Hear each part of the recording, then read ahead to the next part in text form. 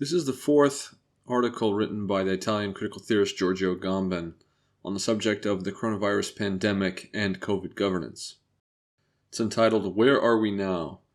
It was commissioned and then rejected by the Corriere della Sera on March 20th, 2020. What does it mean to live in the emergency situation in which we have found ourselves?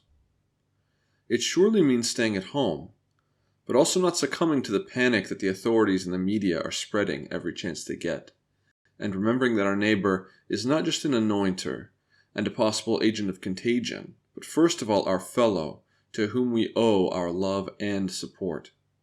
It surely means staying at home, but also staying lucid and asking ourselves whether the militarized emergency that has been declared in this country is not, among other things, a way of burdening citizens with the very serious responsibility that governments bear for having dismantled our healthcare system.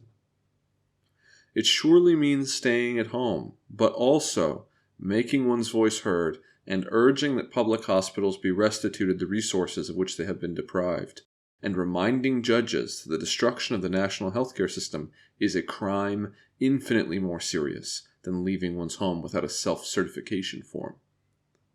It means ultimately asking ourselves what we are going to do, how we are going to resume our lives when the emergency is over, because the country does need to come back to life, regardless of the far from unanimous opinions of virologists and of self-declared experts. One thing is certain: we cannot simply resume things as they were. We won't be able to pretend, as we have done so far, not to see the extreme situation into which the religion of money and the blindness of administration have plunged us. If the experience we have been through is to have any long-term value, we will need to relearn many things that we have forgotten. First, we will have to look differently at the earth on which we live and at the cities in which we dwell. We will have to ask ourselves if it makes sense, as they will surely tell us, to start buying again all the useless stuff that advertisers will try to force on us like before. Or if perhaps it would be better if we could provide for ourselves at least some basic necessities, instead of relying on supermarkets for our every need.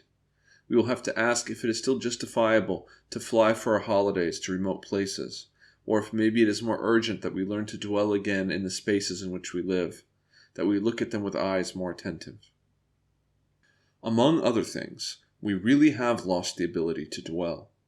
We accepted the transformation of our cities and villages into amusement parks for tourists. And now that the epidemic has made the tourists disappear, and the cities that had renounced any other form of life are reduced to spectral non-places, we should be able to understand that these were wrong choices, as are almost all of the choices that the religion of money and the blindness of administrators suggest to us.